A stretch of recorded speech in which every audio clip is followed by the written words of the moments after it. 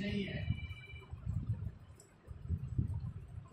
अगर हिसाब लगाकर आपने से किसी से पूछा कि मुल्क को, मजहब को, दीन को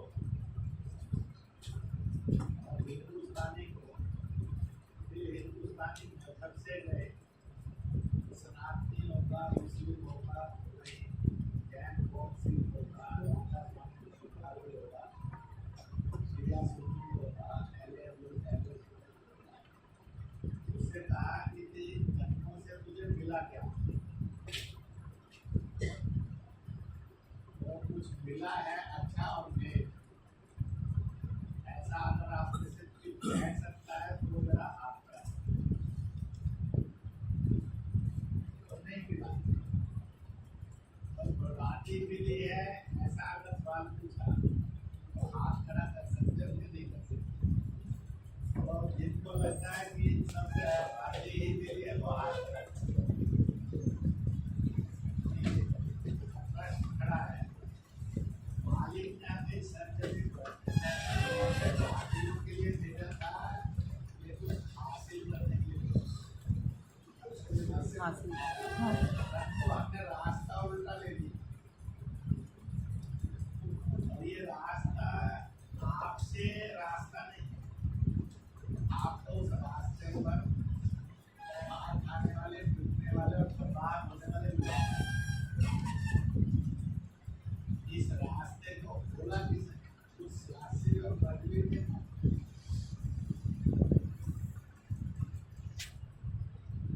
कभी दीन करने ने कहा, कभी ईमान करने ने कहा, कभी कुरान पाक करने ने कहा, कभी गीता करने ने बताया, कभी श्री गुरु ग्रंथ साहब करने ने बताया, कभी बाइबल करने ने बताया।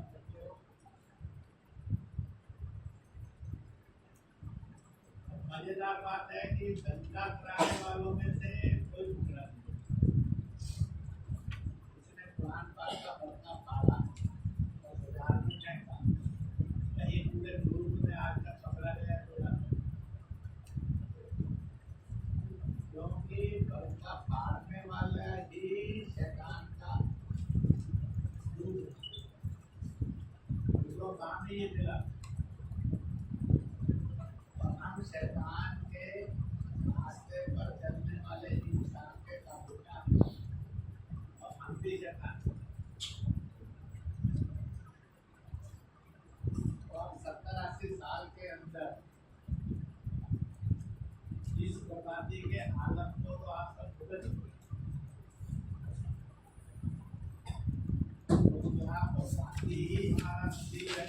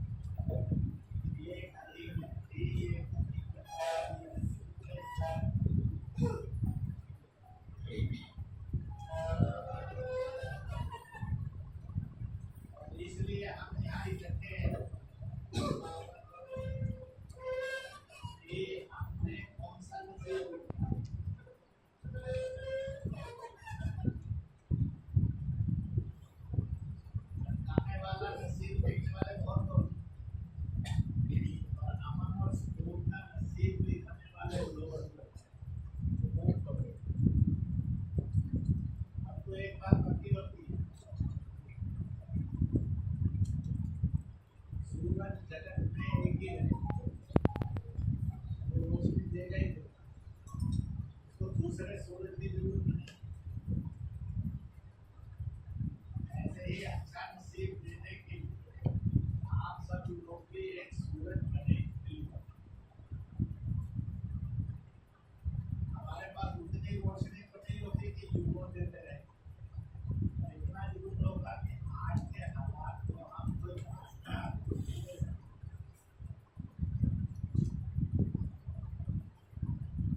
और इसलिए उस पर जाना। ऐसे समय में सवाल भी अनेक आएंगे,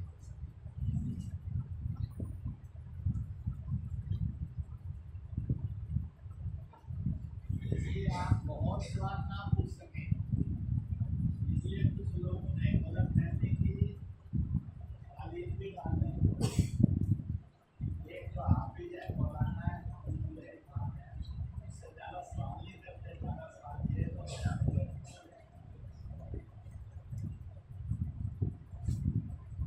अगर पढ़ाई में एक ही तरफा होना है तो फैसला कौन करेगा, एक भाई ठीक है कि गलत। ये सच में जिंदगी के लिए खूबसूरती है या जिंदगी के ऊपर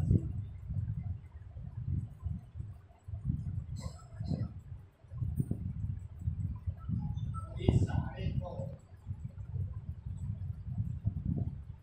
एक ऐसा रास्ता चलने वाला पड़ेगा। इस रास्ते पर गुरु ने तो सैकड़ों मिलने के बाद में हजारों का दर्द होता है, उसको तो लाखों में है। मुस्लिम रास्ते पर इसी तहरीक का नाम हमने यजीद को नहीं बनाया, हमने हुसैन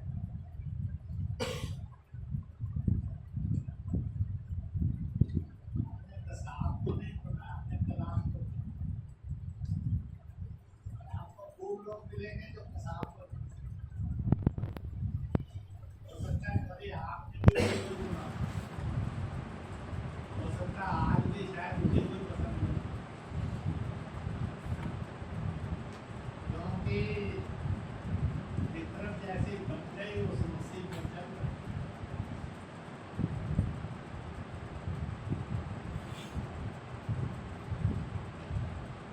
और इसलिए उस मूवमेंट को, तहरीक को भाव जड़ों से जुड़े एक शब्द कहते हैं कि मकान की नींव मजबूत होगी तो सैंड रोलर खड़ा है। वृक्ष जड़दार होगा और जड़ उसकी ठीक होगी, फल भी देता रहेगा, फूल भी देता रहेगा, छाँव भी देता रहेगा, ईंधन भी देता रहेगा और इमारती लकड़ी भी देता रहेगा। नहीं होगी तो सूख जाएगा, खत्म हो जाएगा।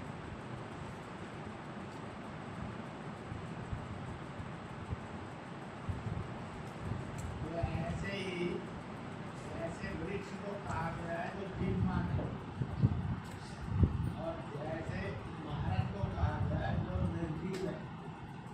भाई जड़ मजबूत होती, फाउंडेशन ठीक होती तो बुलंदी रहेगी।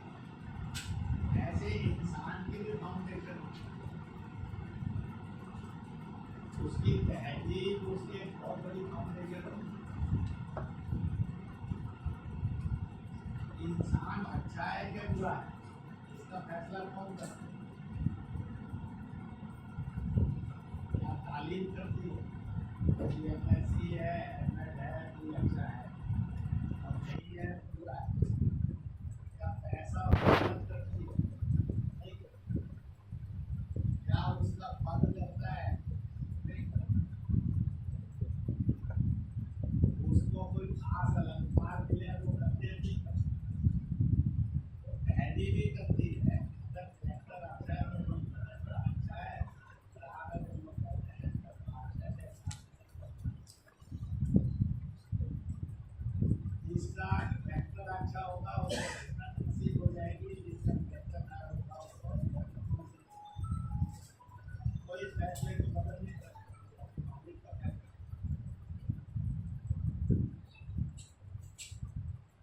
इसलिए उसको आने वाले कभी कभी समझाते हैं, मैं लोगों को सुनने लगा, मैंने लश्कर बाबा इस तरह का काम किया, इस तरह से सारी चीजों को एक साथ बोल रहा,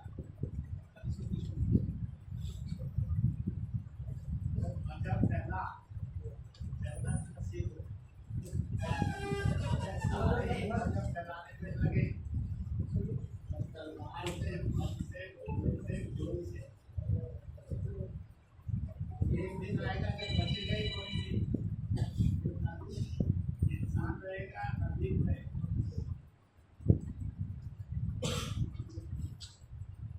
दिन में नजर में भी आगे साल होता है, बहुत सा दिन का वो सुननी रहेगा, महजिद वाला के वो लेनी रहेगा, वो शिया रहेगा कि हैसिया बुरा रहेगा, पहले हदीस रहेगा कि अहले सुन्नत रहेगा। सबने एक दूसरे को खत्म किया, मुसलमान ही नहीं थे।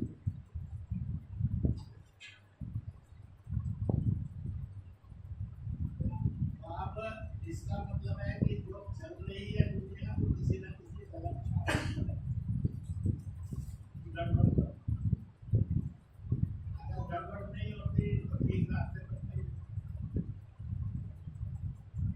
अगर खुदा का खिलौना सुनना नहीं है, कोई सीखी नहीं है, कोई और नहीं है, अगर उसका खिलौना और गोली होती, धूप होती, क्या होता, बच्चे को पैदा होते ही बीमार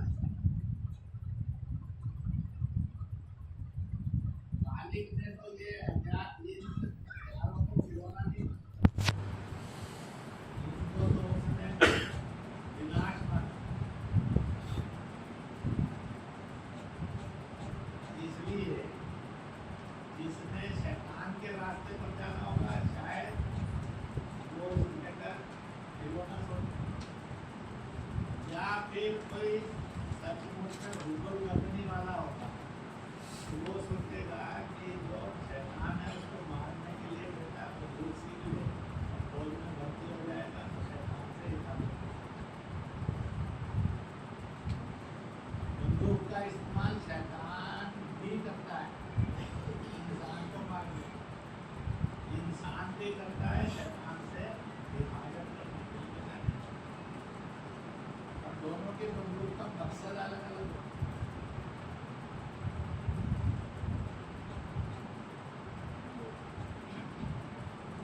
हो सकता है कोई मुझे और आपको पढ़ा दे कि दूसरे को मारना ही इंसानियत है, मुझे सबक मिलेगा, थोड़ा सा दिमाग लगाकर सुनना में हदीस में या कुरान पाक में गए तो पता लगेगा जन्नत का रास्ता नहीं है, जन्नत का रास्ता।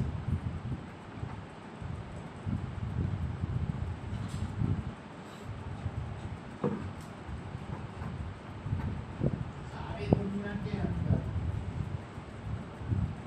मालिक ने इंसानों को पहचान दी, पहचान कैसे दी है? सऊदी के आदमी को दुनिया में कोई नहीं कहता ये मुसलमान, सब कहते हैं ये सऊदी। ईरान के इलाके वाले को कोई नहीं कहता ये मुसलमान, कहते हैं ये ईरानी है, ईरानी।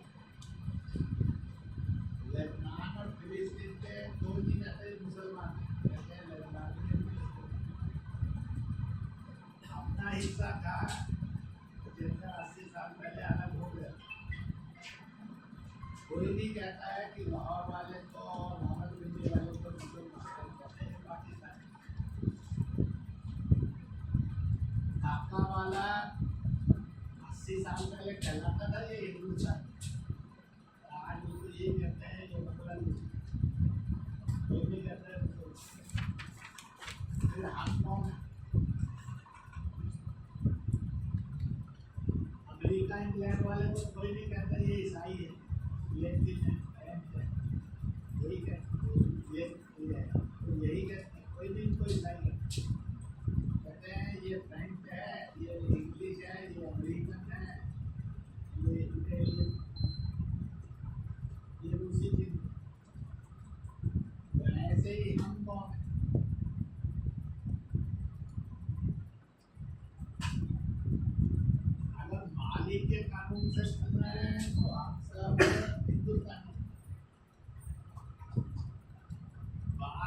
मुसलमान, और आपको बाद में ही नाम सनातनी है, बाद में लैंगिक बहुत कन्या ब्राह्मण सारी है।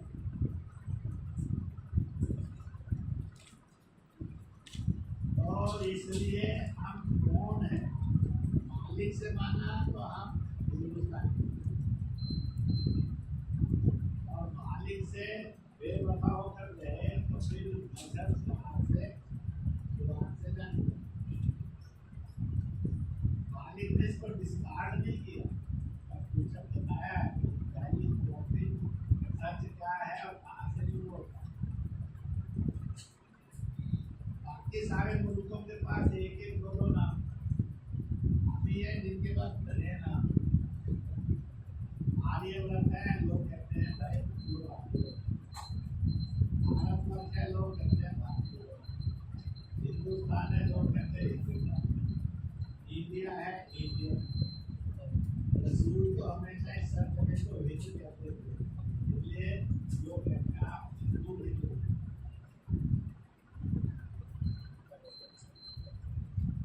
बाद में हिंदी शब्द भी जोड़ दिया जुबान से और जमीन से, भाई हिंद से आप हिंदी हिंदी हिंदू। अगर मक्का शरीफ जाएंगे तो यही तीन शब्द है, आप पहचानेंगे। ये मैंने और आपने नहीं, खाली थी दिल में जो समय समय पर इंसान के लिए। और इस पहचान का मजहब से कोई लेना देना नहीं, इबादत से लेना देना। आपकी इबादत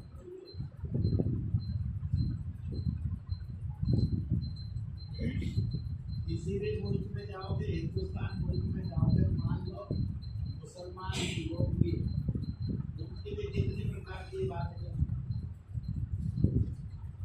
तो क्या इबादत के नाम पर एक दूसरे का गला काट, इबादत में फर्क करने पर एक दूसरे का मुंह करते, या इबादत अलग होने पर एक दूसरे का हिस्सा करते। और ऐसे भी मिलेंगे जो करते हैं,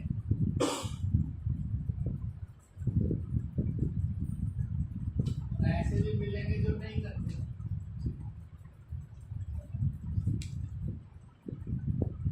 इसलिए इंसान को शायरों में समझाने की कोशिश की, मजहब नहीं सिखाता, समझाता। और आजकल लगता है जैसे मजहब ही सिखाता है वैर करना।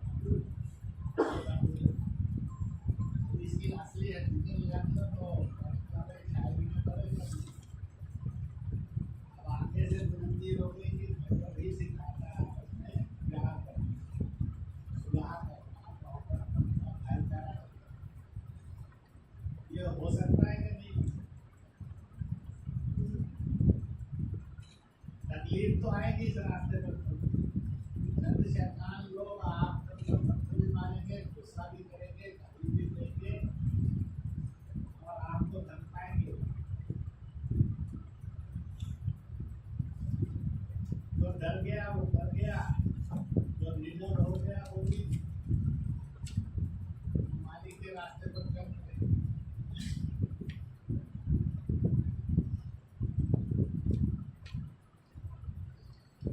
कभी कभी जुबानों में भी भेद हो जाता है।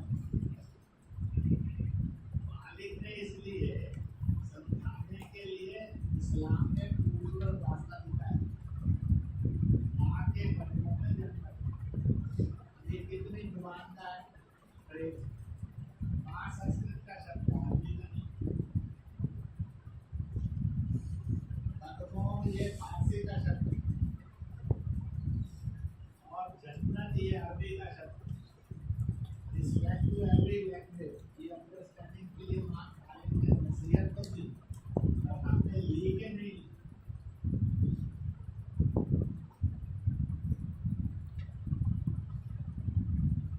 किसी ने वो खुदा है, वो अल्लाह है, ठीक ही बात। वो भी नसीहत दी कि मालिक एक है पर नाम अनेक है, इसलिए नसीहत में अल्लाह आलमीन थी, अल्लाह भी नहीं था, खुदा आलमीन भी नहीं था।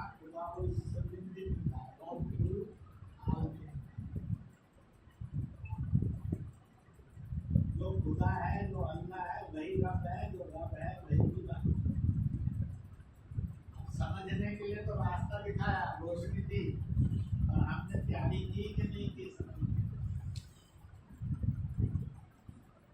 फिर समझकर समझाने की हिम्मत आई कि नहीं है। और इसलिए मालिक ने जब इंसानों से सवाल पूछा, मालिक हमारी सरजमीन पर अर्थ पर धरती पर पहचान किससे होती दुनिया मेरे वतन से तेरी पहचान। मालिक ने अगर वतन से नहीं पहचाना तो कह देता ना मजहब से होती,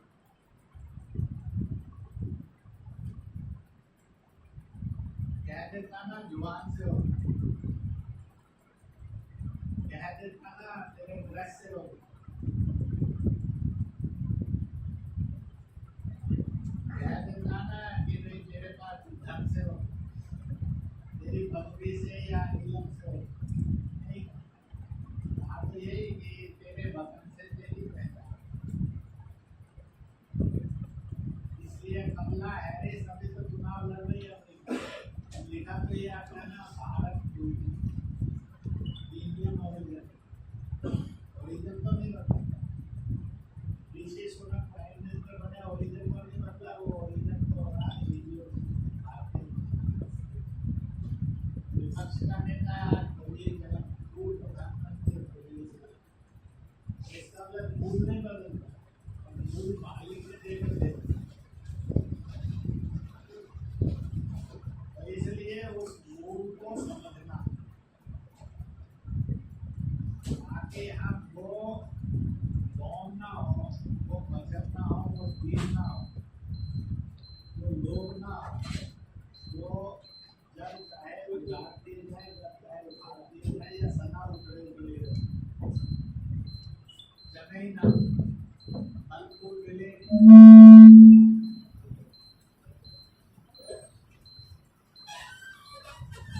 अगर हिंदुस्तान के तरह तरह की कौमें ये बता सकती हैं कि हमने हिंदुस्तान को बनाने में क्या क्या दिया, हम भी तो उसी में आते हैं।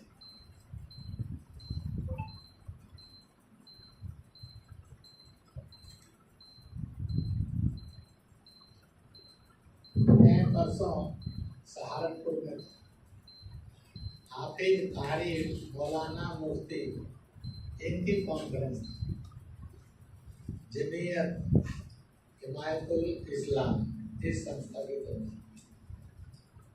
250-300 के लगभग ये सब आए हुए थे, और हाल पोस्टर बना था, ओवरफ्लो था, और भी 200-300 लोग, नीरे जवान 15-16 साल से लेकर 25 साल के, ऐसे भी 80-90 थे, शायद 100 भी हो सकते, जिनके लिए सुनना भाषण सबसे मुश्किल काम होता है, हल्ला मचाना सबसे आसान काम होता है। वो भी बीच बीच में सुनते रहते थे, झांकते रहते थे, उठते बैठते थे, आखिर में बैठे थे ऐसे, इसलिए डिस्टर्ब नहीं होते थे, सभा चलते रहते, फिर झांक कर आकर भी सुनते रहते रहे, आखिर फोटो भी खिंचवा कर गए, मिलकर भी ये भी क्या कर गए, अंकल जो आपने बताया हम भी इस रास्ते पर चले। इसका मतलब बीच बीच में सुनने की कोशिश वो भी कर रहे थे सब।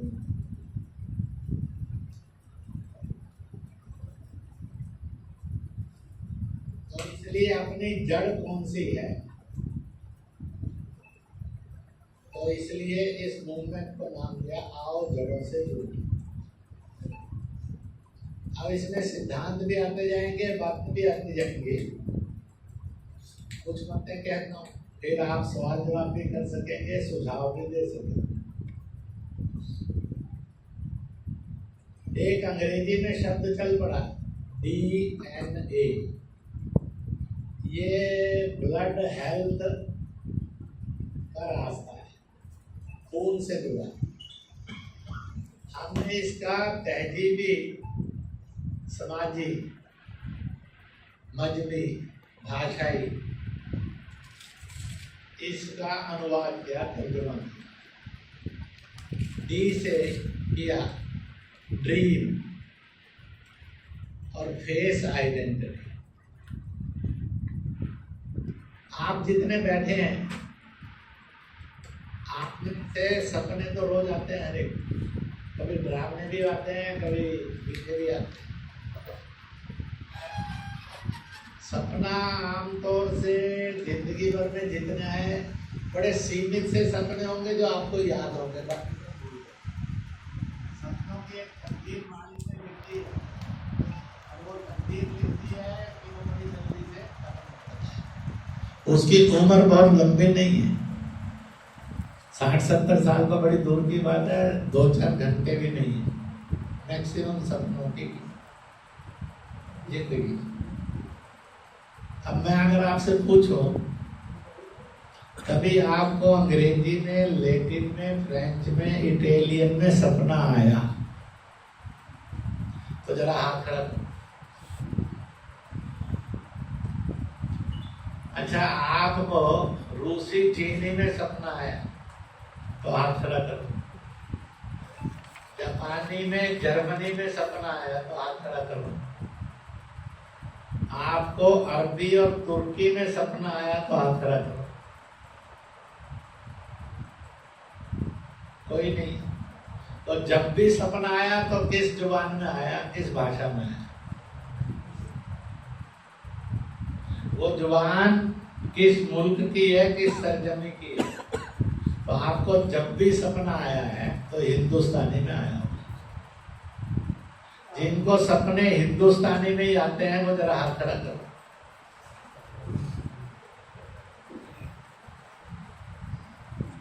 भारत माता की जय। और आप में से गलती से कभी आपको अरबी, तुर्की, फिलिस्तीनी, लेबनानी, ईरानी, इराकी में सपना आया तो वो हाथ खड़ा करो। एक नहीं है। अब ये जो सपना है नाम की चीज है, ये हर आदमी की हकीकत है, जिंदगी रोज की हकीकत है। परंतु उसको जब भी सपना आता है तो हिंदुस्तानी में आता है, क्योंकि इट इज आवर रियलिटी। खुदा ने, अल्लाह ने मुझे और आपको एक रियलिटी दी है, और वो रियलिटी सपने में भी आती है कि तू है कौन। तू अरबी नहीं है, तुर्की नहीं है, ईरानी, इराकी नहीं है, लेबनानी, फिलिस्तीनी नहीं है, रूसी, चीनी नहीं है, जर्मनी, जापानी नहीं है, ब्रिटिश, इटालियन, फ्रेंच, अमेरिकन नहीं है। तो कौन है? हिंदुस्तानी। अब हिंदुस्तानी भाषाओं का एक ग्रुप है, 20 से ज्यादा भाषाएं, मलयाली से लेकर कश्मीरी, डोगरा, लद्दाखी तक, गुजराती, मराठी से लेकर मणिपुरी तक। मेजॉरिटी हिंदी है, और ऐसे 20 के लगभग दूसरी भाषाएं भी। 20-21 भाषाओं का समूह हिंदुस्तानी भाषाओं का समूह, उसी में आती है। केरल वाले को मलयालम में आती है, आपको हिंदुस्तानी में आती है, हिंदी में। किसी को कश्मीरी में, किसी को गुरमुखी में आता है, क्योंकि ये हिंदुस्तानी भाषा है, इस वतन की भाषा है। और इसलिए मैक्सिमम को मलयालम वालों से भी, तमिल वालों से मैंने पूछा, कहते तमिल में, मलयाली में आते आते थोड़ा थोड़ा हिंदुस्तानी परिवेश में भी सपना आता है, यानी मिली जुली हिंदी। तो ड्रीम आइडेंटिटी हमें बताती है हम हिंदुस्तानी थे, हम हिंदुस्तानी हैं, हम हिंदुस्तानी रहे। अब ये खुदा की इबादत है, खुदा की हकीकत है। फिर दूसरा है ड्रीम के साथ ही फेस आइडेंटिटी, मेरा और आपका चेहरा। हमने चेहरे को जो कोशिश की है, पगड़ी बांधे तो सिख नजर आएगा, ये टोपी दाढ़ी रख लिए तो मुसलमान नजर आएगा, तो भी होगा। अगर हम सब का ग्रुप फोटो खींचकर लगा दिया जाए, महिला पुरुषों का, कश्मीर से लेकर कन्याकुमारी तक, गोवा, गुजरात से लेकर बल्कि पाकिस्तान से बांग्लादेश, म्यांमार तक, तो पूछा कि ये कौन से फेस है, तो लिखेगा आपको ब्रिटिश फेस है, लिखेगा चाइनीज फेस है, कोई लिखेगा अरबी तुर्की फेस है, कोई लिखेगा आप इटालियन फ्रेंच फेस है, तो क्या लिखेगा? इंडियन फेस है, हिंदुस्तानी चेहरे है कि नहीं? आप में से जिनको शक है कि आप हिंदुस्तानी चेहरे नहीं हैं, अरबी या तुर्की हैं, जरा हाथ खड़ा करो। जिनको लगता है ईरानी इराकी है, नहीं। जिनको लगता है कि अमेरिकन और ब्रिटिश है, इटालियन फ्रेंच है, नहीं है। तो हमें चेहरा किसने दिया? खुदा ने दिया। सपना किसने दिया? अल्लाह ने दिया, ईश्वर परमेश्वर परमात्मा ने दिया। तो इसलिए मालिक कहता है, हे इंसान, मैंने तेरी जड़ पक्की की हुई है। जो इंग्लैंड में है उसकी जड़ पक्की है, वो ब्रिटिश है। जो अरब में है वो पक्का है, ये अरबी है, सऊदी है। जो चीन में है वो चीनी है। तू हिंदुस्तानी था, हिंदुस्तानी है, हिंदुस्तानी रहेगा। मैंने तेरा चेहरा भी वैसा बनाया है, तेरा सपना भी वैसे ही बनाया है। और इन दोनों यूनिवर्सिटीज को कहिए, फैक्ट्रियों को कहिए, ईश्वर ही उसका संचालक है, अल्लाह ही चलाता है। अल्लाह तय करता है कौन सा सपना आएगा, आप थोड़ी तय करते हैं। आपका चेहरा कैसा होगा, खुदा ने तो तय किया। नारी की कोख के अंदर इस तरह के चेहरे वाला होगा। मेरा और आपकी ब्लूप्रिंट कहाँ लगा हुआ था पैदा होते हुए? तो औरत की कोख में लगा हुआ था। लगाया किसने? मालिक। समझोगे तो समझ में आएगा और हिम्मत से बोल सकोगे, नहीं समझोगे तो नहीं आएगा। इसलिए मैंने वक्त पर बोलते हुए सहारनपुर में कहा, जो लोग ये कहते हैं कि ये सरकार संपत्तियों पर कब्जा करने के लिए कह रही है, मैंने कहा वो सब झूठ बोलते हैं और शैतान की औलाद है। बड़ी सभा में कहा, क्योंकि इस अधिनियम को संपत्ति से लेना देना कुछ नहीं। ये अधिनियम इस बात के लिए है कि यह जो संपत्ति है वक्त की, इस पर माफियों का कब्जा है। माफियों के कब्जे से लोग मुक्त, और उसकी इनकम वेलफेयर में लगे जो आज नहीं लग रही है, और उसका हिसाब किताब नहीं है, उसका हिसाब किताब रखा है। अब विरोध करने वाले कौन है और आपको भड़काने वाले कौन है? जो माफिया में आते हैं, जिन्होंने कब्जे किए होते हैं। मैं आपसे पूछ लो, पूरी वक्त की इनकम कितनी है हर साल की? इसका कोई रिकॉर्ड है? आप में से कोई बता सकता है? अब मान लो सारी मस्जिदों में, दरगाहों में, सारे में जो हिंदू ही जाता है, 10-15 करोड़ रुपया पर डे तो वही चढ़ावा चढ़ाता है, तो साल का 5,000-6,000 करोड़ हो गए। वो इनकम कहाँ जाती है? आप में से एक बता दो कि वक्फ की संपत्ति में से जिसको रोजगार मिला, वक्फ वालों ने रोजगार देने के लिए, रेडी पड़ी ही रोजगार देने के लिए मांगा। दुकान नहीं भी है, छप्पड़ है दुकान का, तो छप्पड़ वाली दुकान या रेडी पड़ी वाली दुकान कभी वक्फ ने किसी गरीब मुसलमान को, जरूरतमंद मुसलमान को रोटी खाने के लिए दी हो, तो वो हाथ खड़ा करो। आप तालीम याफ्ता हो जाए, आपको वो तालीम दिलवाने के लिए उन्होंने कोई वजीफा दिया और एडमिशन दिलवाया हो, तो हाथ खड़ा करो। आपके घर के अंदर बीमारियां हैं, उसके इलाज के लिए कोई अस्पताल चलाया हो या छोटा बड़ा दवाखाना चलाया हो जहाँ इलाज मिलता हो, सस्ता और मुफ्त इलाज मिलता हो, क्योंकि इनकम है। तो इसलिए ये बिल संशोधन 1913 में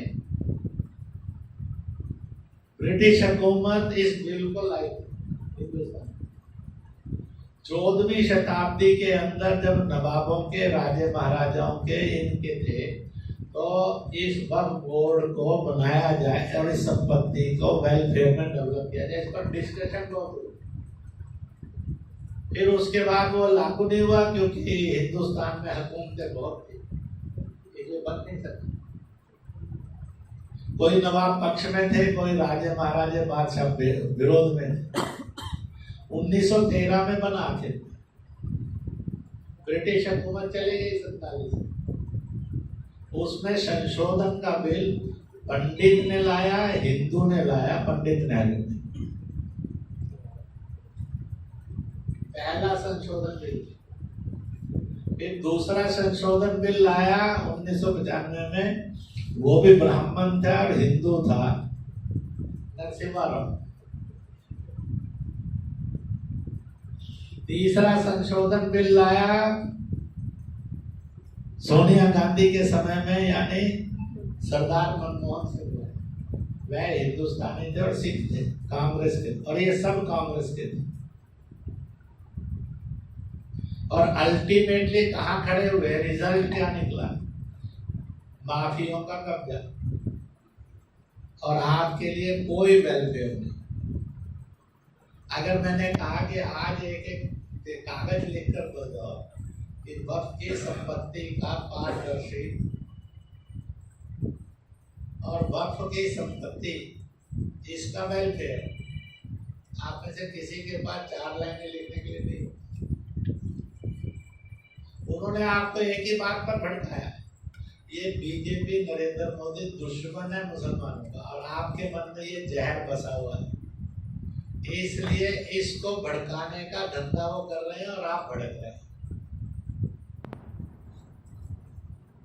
क्यों भड़काने का धंधा कर रहे हैं? इसलिए ताकि माफियों के कब्जे से वक्फ मुक्त ना हो। आपको फैसला करना है, माफियों के कब्जे में वक्फ रहना है कि माफियों से मुक्त होना। ये बिल है माफियों से मुक्त होने के लिए। बाकी संशोधन में माफियों के कब्जे के प्रावधान। 3 संशोधन में माफियों के कब्जे को मजबूती दी गई। ये पहला संशोधन आएगा जब माफियों से मुक्ति के लिए व्यवस्था होगी, कानून हो। मैंने भरी सभा में मांगा, किसी ने नहीं एतराज किया, क्योंकि मैंने पूछा कि आप चाहते क्या है, सबने हाथ खड़ा करके क्या कब्जा मुक्त कर। मैंने कहा वेलफेयर चाहते कि नहीं चाहते? चाहते हैं। इसकी पारदर्शी इनकम का रिपोर्ट और जमीन का रिपोर्ट चाहते कि नहीं चाहते? कहते चाहते हैं। फिर मैंने कहा जब सब धर्मों की संपत्ति उनके धर्मों के दायरे के पास है, अगर कोई धर्मों की संपत्ति का तनाव आता है, झगड़ा होता है, तो वो नॉर्मल कोर्ट में जाता है, तो सबको न्याय मिलता है। और आप लोग भी एज ए मुसलमान जब अड़ोसी पड़ोसी से कोई झगड़ा या घर में संपत्ति का झगड़ा भाइयों में हो जाता है, तो कहाँ जाते हैं? कोर्ट में जाते हैं। वक्फ के पास तो नहीं जाते, तो कोर्ट में इंसाफ मिलता है। आपको तहसील से लेकर केंद्र तक तो कोर्ट है। आपका आपस में झगड़ा हुआ भाइयों का, मोहम्मद दिन सलाम दिन का, तो भी कोर्ट जाता है। पड़ोसी से हुआ अरमान का और अफजाल का, तो भी कोर्ट में जाता है। और आप 80 साल से ले रहे हैं, तो वहां प्रॉब्लम नहीं है, तो यहाँ प्रॉब्लम क्या है? आपने वक्फ का बोर्ड अलग बना दिया। क्यों बनाया? ताकि माफिया कब्जे में रहें और वो बताएं कि हम ही इस्लाम के बरखुरदार हैं, हम जो बताएंगे वो हकीकत है, इसलिए हमारी सुनो।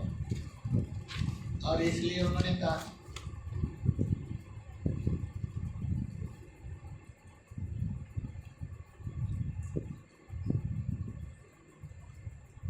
वहाँ हिंदू हो, तो मैंने कहा कि देखो कितना जोरदार है, आप इस्लाम को किस गड्ढे में डाल रहे हैं और मुसलमान कहाँ जाकर गिर रहा है।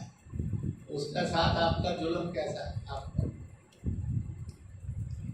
हिंदू ने और दूसरे धर्म वाले ने कोई संपत्ति दी वक्फ बोर्ड, तो वो आपको मंजूर है। आपने नहीं कहा कि ये काफिर की, हम नहीं लेंगे। वो हाजिर हुआ आने के लिए वहां पर मस्जिद, मजार में, दरगाह में, आपको वो भी मंजूर है, आपने रोका। वहां अगर उसने पैसा चढ़ाया, वो इनकम भी आपको मंजूर है। और मुसलमान ने आज तक आपसे पूछा नहीं, हिसाब बता, क्योंकि वो बंदबा मजबूर है, उसमें हिम्मत ही नहीं है पूछे। उसमें एक हिम्मत है, आरएसएस और बीजेपी वाले के खिलाफ भड़का दे तो वो भड़क कर तलवार भी उठा लेगा, गाली भी पक्की देगा। परंतु हकीकत जानना और हकीकत का आईना दिखाने की हिम्मत नहीं है। अगर इसमें आ गया कि भाई वो संपत्ति का विवरण डिस्ट्रिक्ट पर रखा जाएगा,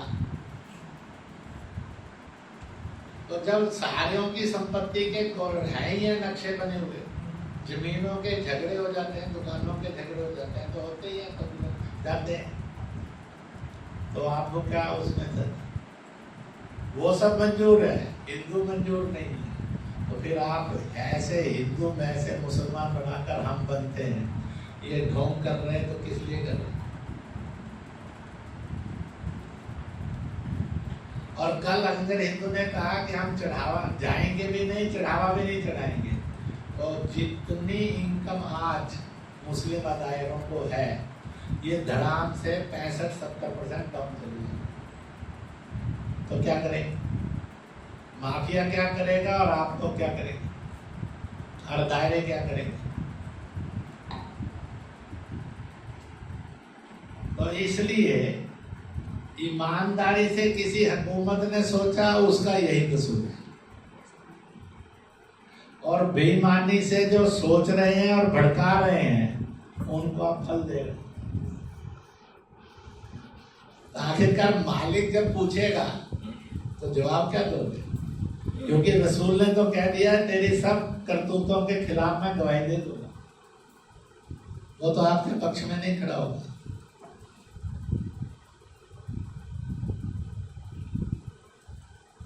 तो आप तो जिंदा भी जन्नम की तरफ, मरने के बाद क़यामत के समय पक्का जन्नम।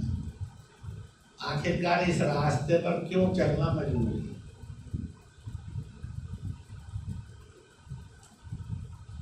तो ये औरत को भी रख लो, उसके नाम पर कई तरह के उसमें सब्जेक्ट हैं। जब उसके कदमों में जन्नत है, उसके बिना मैं और आप पैदा ही नहीं हो सकते, तो बड़ा उससे परहेज क्यों रखते? क्या तकलीफ है माफिया को? माफिया को हर कदम पर इसलिए तकलीफ है कि उनका झंझट खड़ा हो जाएगा कि वो या तो एक्सपोज होंगे, या जेलों में होंगे, या संपत्ति में सिर्फ दर पे डरे।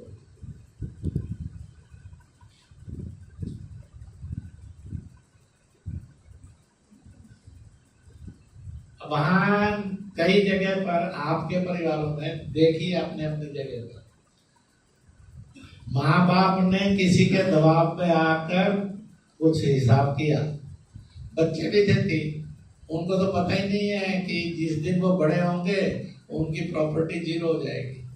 उन्होंने बेच दी या वक्फ कर दी। वो समय नाबालिग था।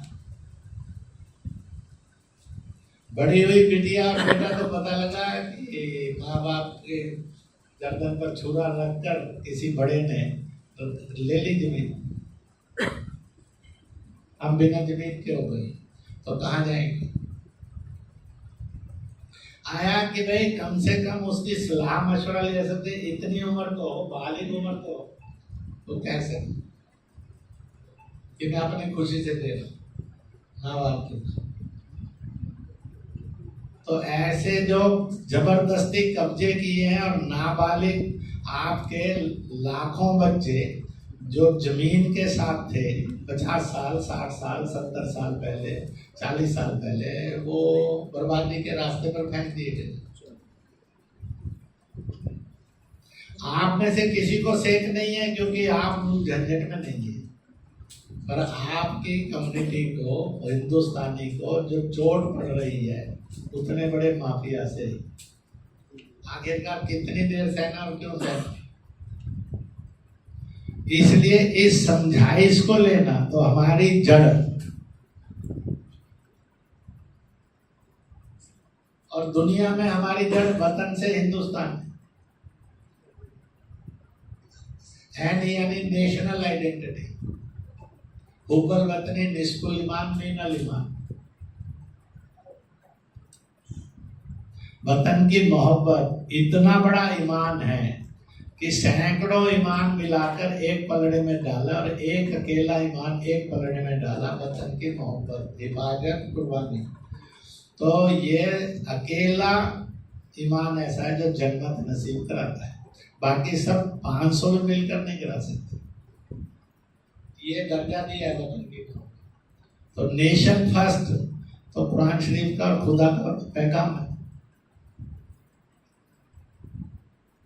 हम खुदा के और कुरान पाक के पैगाम पर चलते कि नहीं चलते? वो इसलिए नहीं बताते कि उन्होंने आप सबको लूटना, गुमराह करना, भड़का कर रखना, वोट बैंक बनाकर जिंदा रखना। इंसान नहीं, हिंदुस्तानी नहीं। तो इस प्रकार से, इसलिए मेरी और आपकी आइडेंटिटी नेशन से है, दुनिया के। तो नेशनल आइडेंटिटी, और ए से एंसेस्ट्रल है, पूर्वज। मेरे और आपके किसी ने पूछना शुरू किया, बाप का नाम, दादे का नाम, परदादे का नाम, चढ़दादे का नाम, सड़ दादे का नाम बताओ, तो कहाँ जाएंगे? जिनको ऐसे अपने पूर्वजों के नाम मालूम है कि यहाँ तक का पूर्वज सनातनी था, ये जैन, बौद्ध, सिख था, उसके बाद वो मुसलमान होना शुरू हुआ, हो गया, कोई प्रॉब्लम नहीं। आखिर का कोई हिंदू जैनी भी बना, हमने उसका कोई गर्दन थोड़ी उतारी। कोई हिंदू बौद्ध भी बना है, कोई प्रॉब्लम। हिंदू सिख भी बना है, प्रॉब्लम नहीं। राधा स्वामी निरंकारी भी बना, कोई प्रॉब्लम। वो मुसलमान ईसाई भी बना तो कोई नहीं है। पूजा भक्ति के लिए इतने खुले रास्ते हैं हिंदुस्तान में, बाकी कहीं नहीं। परंतु मजहब आज हमारा ये होगा, कल हो सकता है कोई बदल ले, कोई मिला जुला भी रह सकता है। तो इसलिए हमारी एंसेस्ट्रल आइडेंटिटी क्या है? तो जिनको ये मालूम है कि हमारी एंसेस्ट्रल आइडेंटिटी मजहब से मुसलमान नहीं थी, आज से 200, 300, 400, 500, 600 साल पहले वो सनातनी थी। वो जरा हाथ खड़ा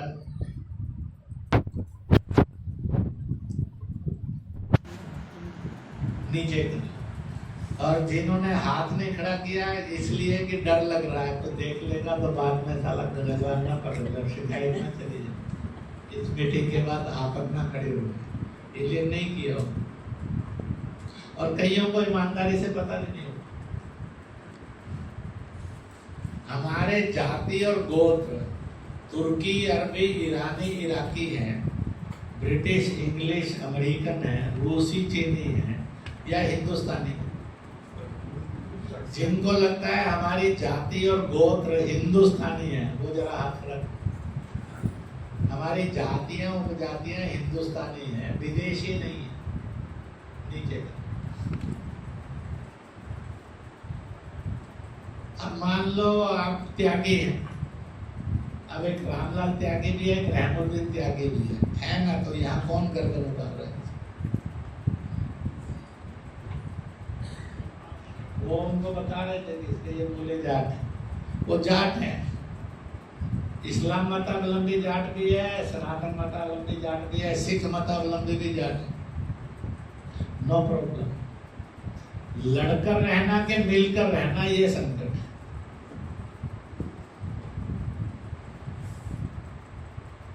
इसलिए कहा गया बार बार, मजहब नहीं सिखाता आपस में बैर करना, परंतु आज मजहब ही सिखाने लग गया बैर करना। या हमने तय कर लिया मजहब के नाम पर बटे रहे, फिर मजहब के नाम पर बटे तो आगे लगा फिरकों के नाम पर भी बटे रहे।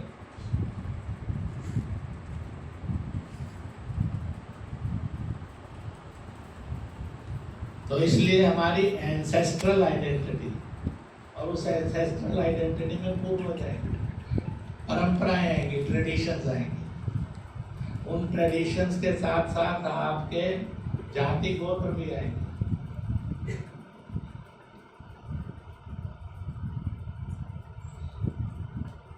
अब ये कहीं भी जाओ हिंदुस्तान भर के अंदर दिखता है।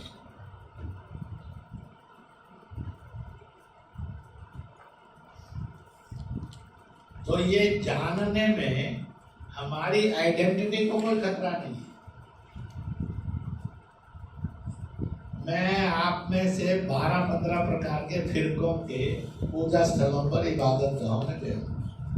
मैं देवबंदियों के भी गया, बरेलवी किछोजलियों के भी गया, मैं शियाओं के लिए भी गया, मैं अहले हदीस अहले सुन्नत में भी गया, मैं जो हूँ इसके साथ साथ क्या नाम है बोरा और कादियानियों के भी गया, मैं आगा खानियों के भी गया, मैं सूफी शाह मलंगों के भी गया, मैं 10 तरह के चर्च में भी गया, मैं 20 तरह के मंदिरों में भी गया, गुरुद्वारों में भी गया, मैं स्थानकों पर भी गया हूँ, जैन बौद्ध मंदिरों में, मैं योगी टेम्पल में भी गया। मेरी आइडेंटिटी को तो खतरा नहीं है, क्योंकि कुरान पाक ने भी ये कहा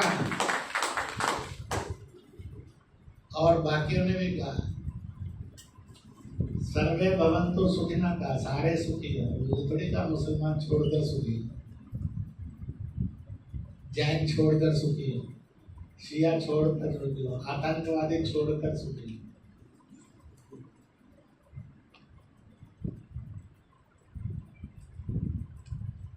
मैंने वहां का जो प्रसाद मिला वो भी ले लिया।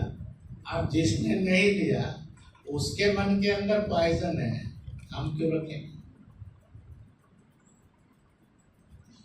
रोज मार्केट से जाते हो, तरह तरह के पूजा स्थल हैं, उनके सब के कैसेट चल रहे होते, सुनते कि नहीं सुनते?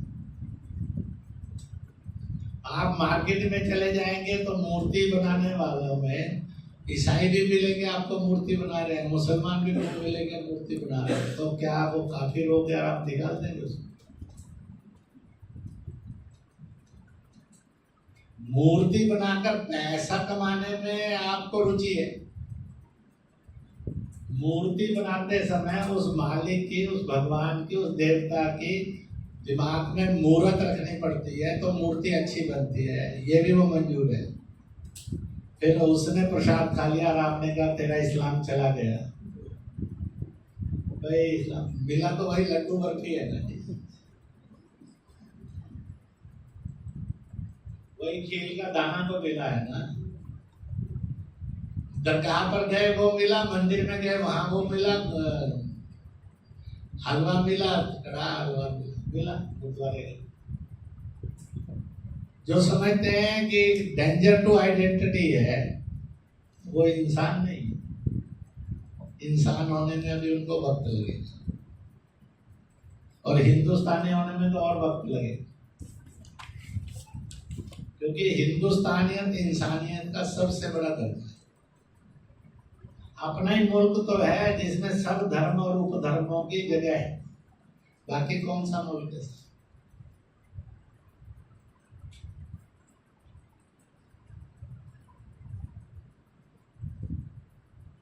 इस बात को एहसास करके चलेंगे तो कट्टरता और दंगा मुक्त हिंदुस्तान हो सकता है। छुआछूत मुक्त हिंदुस्तान हो सकता है, औरत पर जुल्म से मुक्त हिंदुस्तान हो सकता है, लिंचिंग मुक्त हिंदुस्तान हो सकता है, जो गरीब दुखी पीड़ित कमजोर है उसकी उपेक्षा और अपमान से मुक्त हिंदुस्तान हो सकता है। चाहिए कि नहीं चाहिए?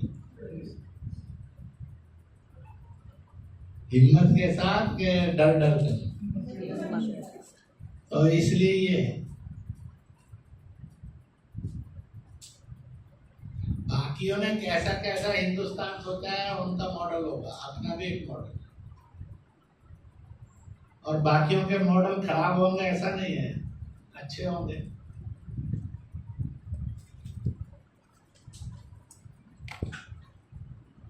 तो इसलिए इसको करना। मुझे अभी कुछ मौलानों ने सवाल भेजा था, लिंचिंग बड़ी होती है जिसके कारण बहुत,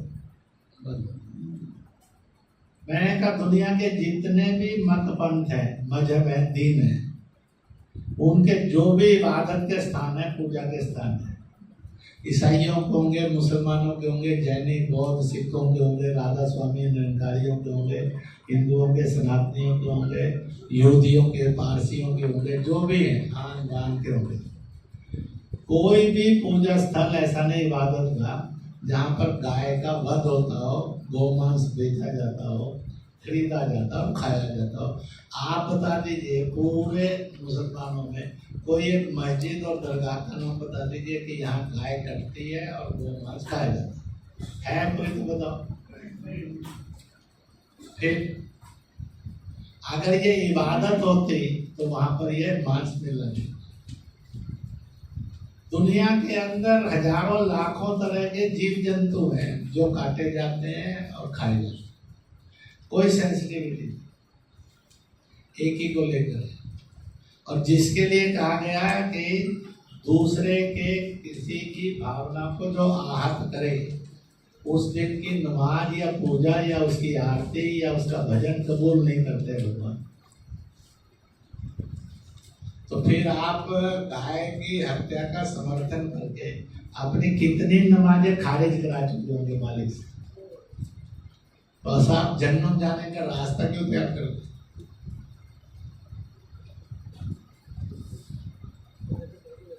अब लोग ना जाए जन्नत के रास्ते पर, उनको बचाना भी तो एक इबादत है और शायद बहुत बड़ी इबादत है।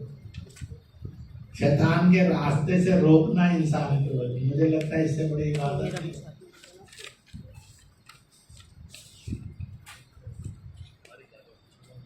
इसलिए मैंने वहां कहा इस मूवमेंट को, नो काउ लिंचिंग, गौ की हत्या नहीं करेंगे, नो मैन लिंचिंग, आदमी को कत्ल नहीं होगा। We criticize all the lynching, हम सब प्रकार के लिंचिंग को, हत्याओं को विरोध करते हैं। आइए मिलकर लिंचिंग मुक्त भारत बनाने के लिए हिंदुस्तान में काम करेंगे। हो सकता है कि नहीं हो सकता? तो हो सकता है। कितने दंगे रुक जाएंगे, कितना भला होगा।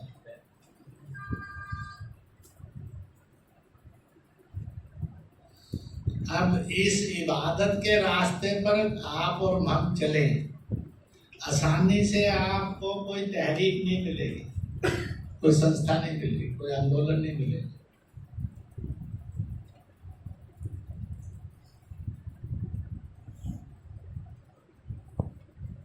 तो इस प्रकार से जाना,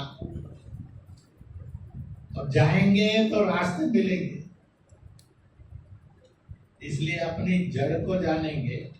जड़ जानने के लिए मैंने बताया कि हमारा डीएनए है, हमारी ड्रीम और फेस आइडेंटिटी है, हमारी नेशनल वतन की सरजमी की आइडेंटिटी है, हमारी एंसेस्ट्रल आइडेंटिटी है, हमारी ट्रेडिशनल आइडेंटिटी समान है, हमारी भाषा बोलियां समान है, हमारी कितनी तरह की परंपराएं जो समान है।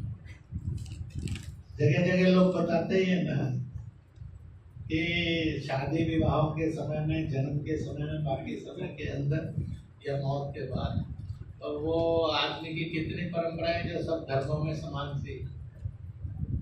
निकाह आता है, शादी आती है तो मामा ही भाग बढ़ता है, चाहे मोहम्मद दिन हो चाहे मोहल्ला, बढ़ता है कि नहीं बढ़ता?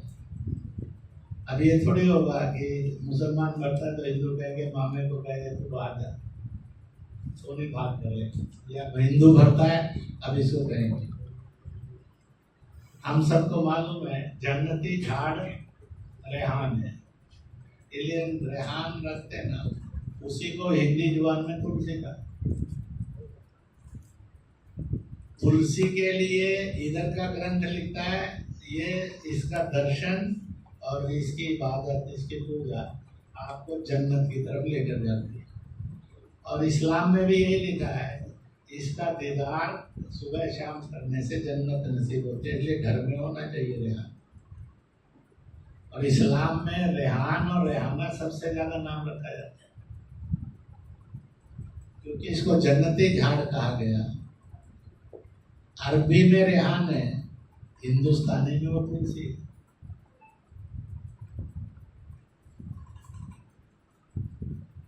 अंग्रेजी में उसी तुलसी को बिसल कहते हैं,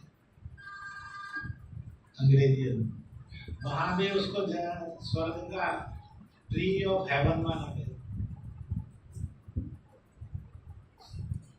अब मैंने ये सोचा कि ये हिंदू इसको बड़ा पूछता है, तो मैंने कहा ऐसी की तैसी, न कुरान चलेगी, न खुदा चलेगा, न इस्लाम चलेगा। मैंने उससे नफरत पाई, तो नुकसान तो मैंने अपना किया।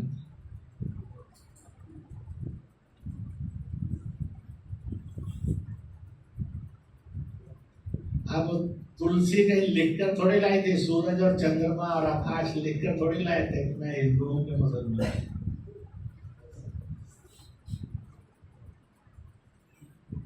रंग कहीं लिखवाकर लोग लेकर आए थे कि हरा मुसलमान है, लाल जो है, गुलाबी जो है, भगवा जो है, ये हिंदू है। फिर तो लोग टमाटर को कहेंगे ये हिंदू सब्जी है, घिया को कहेंगे ये मुस्लिम सब्जी है। अब मूर्खों में कोई कमी थोड़ी है।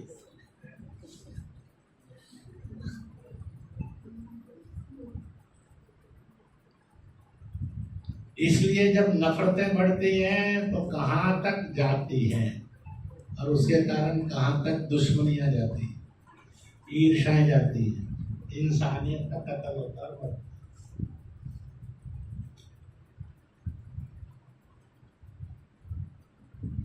इन सब ईर्ष्याओं में भी दुनिया जी रही है, हिंदुस्तान जी रहा है, जी सकता है, कोई प्रॉब्लम नहीं। हमने इसलिए उन महापुरुषों का रास्ता लिया जिन्होंने इस बात की नेक नियति ली कि भाई इंसानियत के रास्ते से लोग चले, और इंसानियत आनी है तो अपनी जड़ को पहचानने के बाद पता लग जाएगा कि हम कौन होने चाहिए और कैसे होने चाहिए।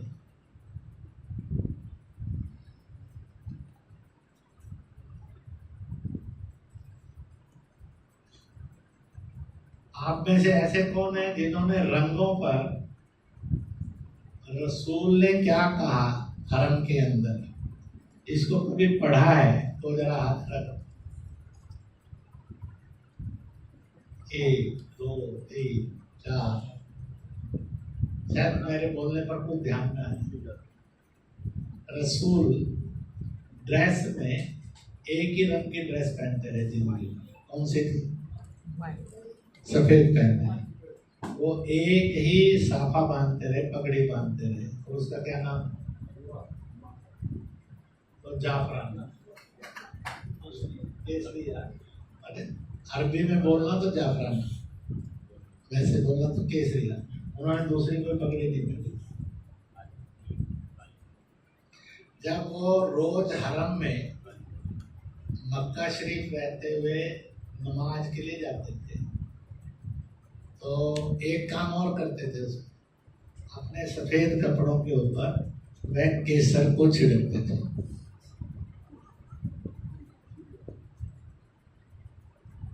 और केसर के अंदर ऐसा ही तर रहता था जो 2 4 5 घंटे के बाद उड़ जाता। क्यों करते थे?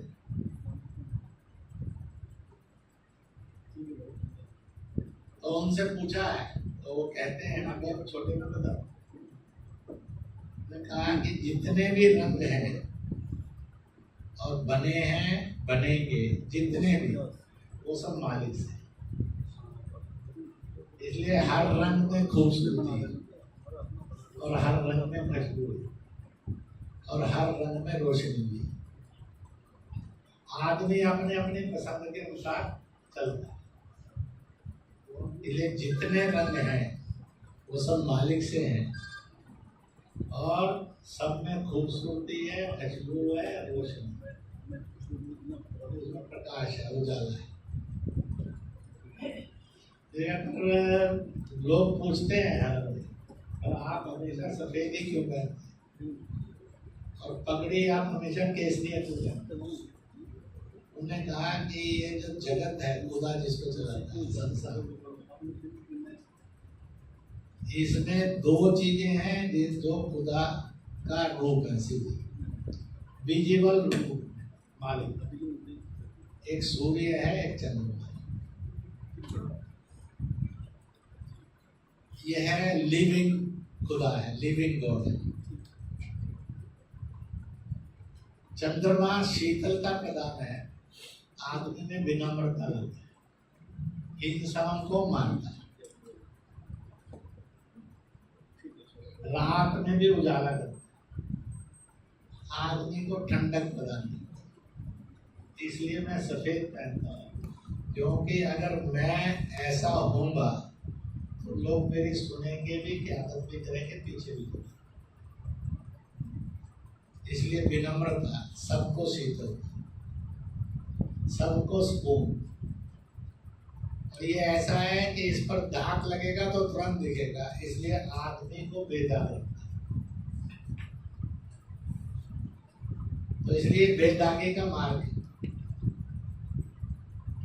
और रसूलों का, हजरतों का, नबियों की जिंदगी ऐसी रहे, इसलिए उन्होंने कहा फिर जाफराना, क्योंकि जाफराना सूर्य से, सूर्य है तो सारी ऊर्जाएं हैं, सारी ऊर्जाएं हैं तो संसार चलता है। ये ना हो तो ऊर्जाएं खत्म हो जाएंगी, संसार मृत हो जाएगा। इसलिए नबियों का काम, संतों का काम, फकीरों का काम ये होता है कि वह संसार को सदा ऊर्जावान देते, कष्ट नहीं देते, बल्कि उनको ऊर्जावान। इसलिए संसार को ऊर्जा प्रदाता केसरिया है, सूर्य से है। इसलिए मैं जाफराना पगड़ी पहनता हूँ, क्योंकि मुझे मालिक ने ये काम दिया। और इसलिए सफेद वस्त्र पहनता हूँ कि मालिक ने मुझे ये काम दिया कि सबको शीतलता दे, हिंसा से मुक्त करे। परंतु आज तो मामला बदल गया। जब अज्ञान आता है तो क्या क्या होती है, जब कट्टरता आती है फिर क्या क्या होता है, फिर हिंसा आती है तो क्या क्या होता है, ये इसका नमूना आज है।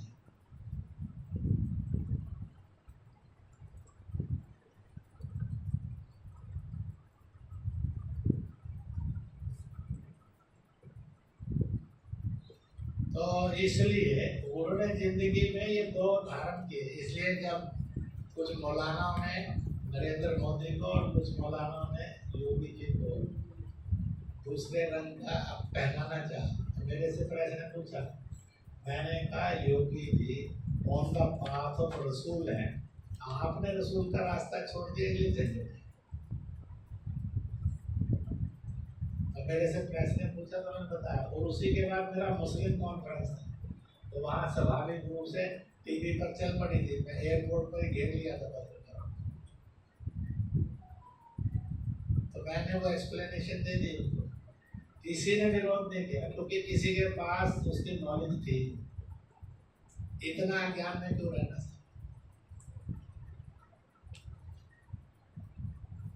और उन्होंने क्यों रखना, मैंने उनको कहा, मैंने कहा आप इस्लाम की इतनी खूबसूरत नसीहतों से इंसान को दूर क्यों रखते हैं? आपका बिगाड़ा क्या इस्लाम? और ये मुसलमान से आपको क्या कष्ट, अगर ये नेक अच्छा बन जाए तो आपको इससे क्या परेशानी, आप क्यों दुश्मन है? ये मैंने बात की, आपसे भी कर रहा हूँ, ऐसा नहीं है। ऐसा इसलिए नहीं है कि आलोचना करती है, निंदा करती है, बदनाम करती है। इसलिए जो सच और सही है वो ट्रैवल तो करे इंसानियत के रूप, और जो गलत और खराब है उससे बचे तो सही।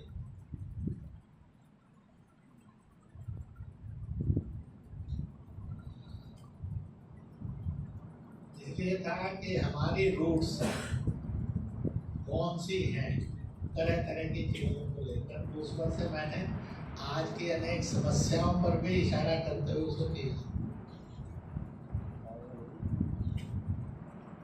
जब खुदा स्वयं उत्तर देते हैं, कहते हैं कि मुझे तलाक सबसे ज्यादा नापसंद है, तो फिर मुसलमान को तलाक पसंद कैसे होता?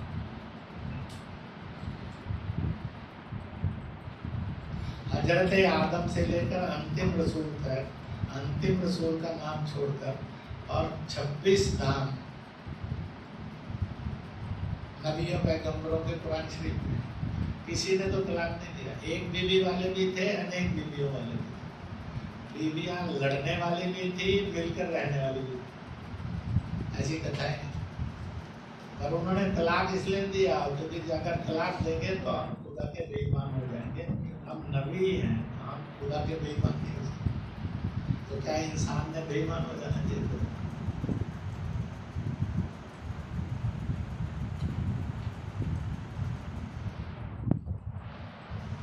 तो ऐसी जो कुरीतियां आ गई समय के साथ, उनसे भी निकलो। और कैसे सब धर्मों का सम्मान करने वाला हिंदुस्तान हो सकता। इसलिए लकुम दीनकुम वलिय दीन है कि भाई हर एक का अपना अपना दीन होगा। दीन में फिरके भी होंगे, इसकी तो इजाजत दी है। दुनिया में सब मुसलमान हो जाओ, सब हिंदू हो जाओ, सब ईसाई हो जाओ, सब अच्छे हो जाओ तो हो सकता है। और एक ही दीन वाले सारी दुनिया हो जाएगी, ना हुई है, ना होगी, ना कभी होने वाली। अनेक रहेंगे। हर एक मालिक ने, हर एक धर्म में मालिक ने यही बताया, इज्जत है और इरादा भी है। जिस चाहे से चाहे मालिक का नाम, और इसलिए मैं उसके लिए उदाहरण दिया करता हूँ। मैं कहता हूँ कि ईसाई के पास जाएंगे तो वो कहेगा वो गॉड है, अपनी जुबान में, लैटिन, फ्रेंच में, इंग्लिश में। तुर्की के पास जाएंगे वो कहेगा वो तारक है। अरबी वाले के पास जाएंगे तो कहेगा अल्लाह है। फारसियों के पास जाएंगे कहेगा खुदा है। उर्दू वाले के पास जाएंगे तो कहेगा रब है। सिखों के पास जाएंगे तो वाहेगुरु। हमारे आपके पास आएगा तो कहेगा ईश्वर, परमेश्वर, परमात्मा, भगवान। अब मालिक एक है कि अनेक? आपका क्या कहना है, एक है कि अनेक है? जो एक है कहते हैं मेरा हाथ खड़ा नीचे। मालिक एक है, नाम अनेक। इसका मतलब है कि यहाँ से आकर मिलता है कि उसका नाम एक नाम है, मालिक। इसी मालिक का एक दूसरा खूबसूरत नाम है सब धर्मों में, और वह है ऊपर वाला। सब धर्मों के लोग उसको ऊपर वाला मानते कि नहीं मानते? झोली भी ऊपर को, नजर भी ऊपर को, हाथ भी ऊपर, दाएं बाएं नहीं, आगे पीछे। तो इसका मतलब है कि वो कौन है? मालिक है, जिसके नाम अनेक है। और वो मालिक कौन है? ऊपर वाला है, जिसके नाम अनेक है। अब नाम अनेक है, इस पर झगड़ा होना चाहिए कि खूबसूरती मानना चाहिए कि सब अपने अपने जुबान में मालिक को याद करते हैं। और अगर सब जुबानों में कर लिया किसी ने याद, वो कसूरवार है कि ज्ञानवान? वो अच्छा इंसान है कि शैतान? तो ये, तो इसलिए उनकी डिटेलिंग में जाना, और उनकी डिटेलिंग में जाते हुए हम उस रास्ते से आगे बढ़ेंगे कि ये डायलॉग नीचे अपने गांव में, गली में, मोहल्ले में, बरादरी में, फिरकों में कैसे आगे बढ़े, जातियों में, उपजातियों में, जहां जहां से भी चल सकता है। ये वे टू पीस है, वे टू प्रॉपर प्रॉस्पेरिटी है, वे टू हैप्पीनेस है, ये वे टू जो हिंसा है उससे नॉन वायलेंस का है, वायलेंस मुक्त। मैंने आपके सामने लंबा सा समय लेकर बहुत सारी बातें कही, इसलिए कही है कि आप सब इस सारे में से आगे बढ़ना है। और इतना पक्का है कि आपके लिए रास्ता आसान नहीं है, क्योंकि मुझे भी मालूम है कितने धमकी आती हैं, कितने खतरे आते हैं, कितनी चुनौतियां आती हैं और कैसे कैसे संकट आते हैं।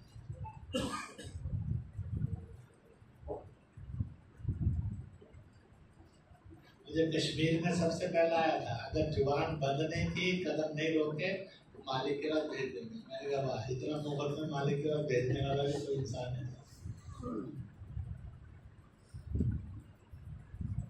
तो इसलिए उनमें से निकलना। पर मुझे एक बात ध्यान में आई, मैंने आज तक सैकड़ों हजारों सभाओं में लाखों लाख मुसलमानों को एड्रेस किया, ईसाइयों को भी किया, बौद्धों को भी किया, परंतु प्रत्यक्ष में सीधा हमला कहीं नहीं। इसका मतलब है कि मालिक इस मूवमेंट का प्रोटेक्टर है।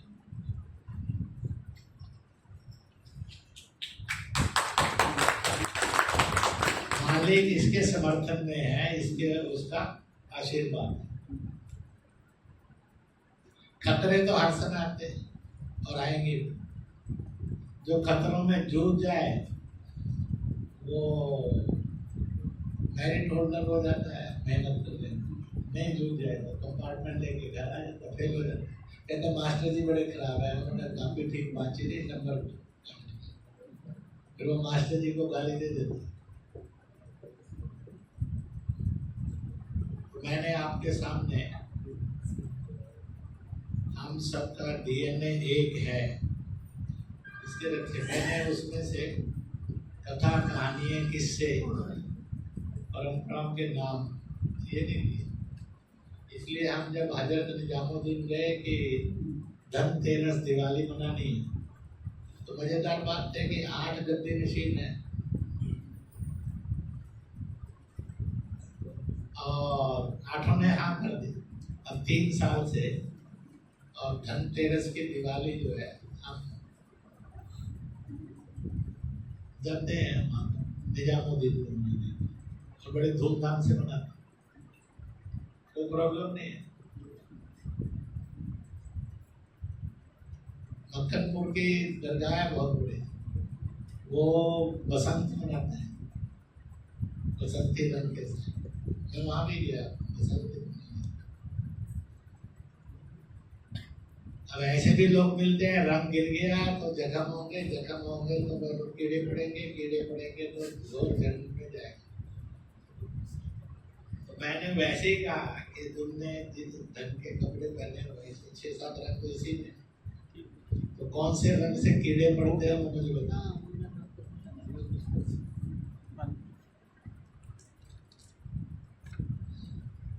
फिर मैंने कहा कि जितनी लाइटें लगाई हुई है शादी में, तो ये भी तो रंग बिरंगी है ना, तो रंग तो पड़ेगा इसमें। किससे कीड़े पड़ेंगे, मालिक से पूछ कर आया और रंग तो बता दे, ताकि उस लाइट को तो बंद करवा दिया जाए जिससे कीड़े पड़ते हैं।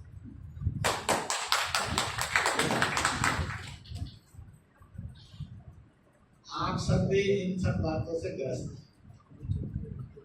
और कई लोग इन बातों से मुक्त, और हम सबको इससे मुक्त होकर एक जो सही और नेक रास्ता है उस पर जाना और हिम्मत और हौसले से जाना। लड़ना नहीं है, गुस्सा नहीं करना, नफरत नहीं करना, गाली नहीं देना, झगड़ा नहीं करना, ढंग से बातचीत करना। नहीं सुनता है तो समझदार लोग है कि चुप हो जाए, तो थोड़ी देर बाद वो भी बेचारा किससे लेगा। तो किसी को झगड़ने का मौका मत दीजिए। With a cool mind, with a cool heart, with a cool behavior, जिसमें आगे बढ़ो। यह प्रकोष्ठ बना है, इस प्रकोष्ठ की रचनाएं भी करेंगे और रचनाओं के साथ आगे भी बढ़ाएंगे। सारा सुनने के बाद तो 20-25-30 मिनट की ब्रेक ले लीजिए। तो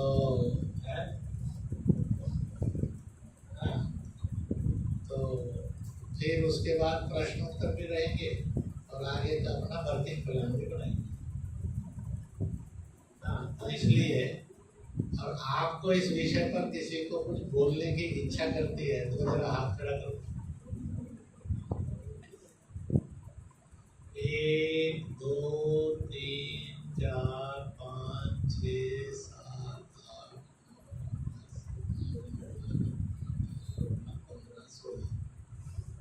तो कईयों ने हाथ नहीं खड़े किए होंगे, हो सकता है मंच वालों ने उनके नाम भी लिख लिए होंगे तो भी कोई। और कईयों के तो आपने हाथ खड़े किए हैं पर उन्होंने शायद नाम ना लिखे हो, तो भी कुछ ना कुछ बोलने का मौका मिलेगा। चाय पीते पीते भी आप सुना सकते हो, और चाय में चाय का मजा रहे, बाकी काम बाद में भी कर सकते। तो इसलिए टी ब्रेक रहेगा, वो टाइम टेबल अनाउंस करेंगे, फिर इकट्ठे होंगे।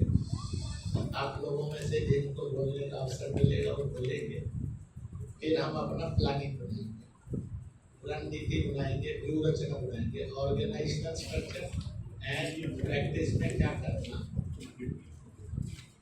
और ऐसी जो ये वर्कशॉप यहाँ की है, ऐसी देश भर में साल भर के अंदर 8 से 10 वर्कशॉप करें, और ऐसी वर्कशॉप के अंदर ये सारे विषय चलेंगे ताकि हजारों हजार कार्यकर्ताओं के साथ ये तहरीक जो है एक नए हिंदुस्तान का आगाज करने के लिए, हिंदुस्तानी तहजीब की यह तहरीक एक मजबूत फाउंडेशन के साथ शुरू। आप सबको बहुत बहुत मुबारक। अभी हम यहाँ से चाय के लिए